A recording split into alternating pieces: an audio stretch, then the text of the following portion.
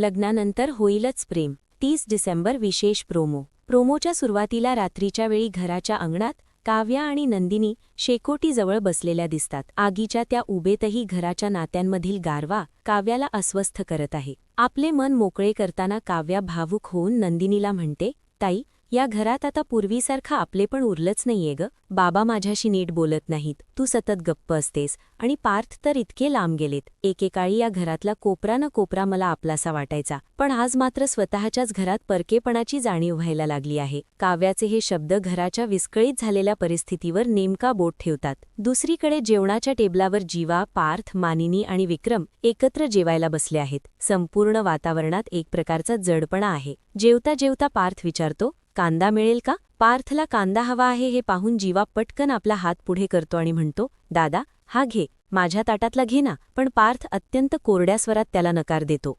नाही, नको. जीवा हळहळत त्याला आठवण करून देतो, अरे दादा, असं काय करतोयस? आपण लहानपणापासून प्रत्येक गोष्ट वाटूनच तर खात आलोय ना. जीवाचे हे बोलणे ऐकताच पार्थला अचानक ठसका लागतो. जीवा काळजीपोटी लगेच पाणी देतो आणि म्हणतो, थांब दादा, मी तुझ्या डोक्यावर पाणी थापतो, तुला बरं वाटेल. मात्र जीवाचा तो मायेचा स्पर्श होण्याआधीच पार्थ त्याला थांबवतो. भावाभावांमधील हे वाढलेलं अंतर आणि पार्थचा हा कडवटपणा पाहून जीवाच्या चेहऱ्यावर एक निरागस दुःख पाहायला मिळतं. पार्थ आणि जीवामधील हा दुरावा पुन्हा कधी संपेल? काव्याला तिचं जुनं घर पुन्हा मिळेल का? हे पाहण्यासाठी पाहत रहा लग्नानंतर होईलच प्रेम. भेटूया पुढील भागात. तोपर्यंत नमस्कार.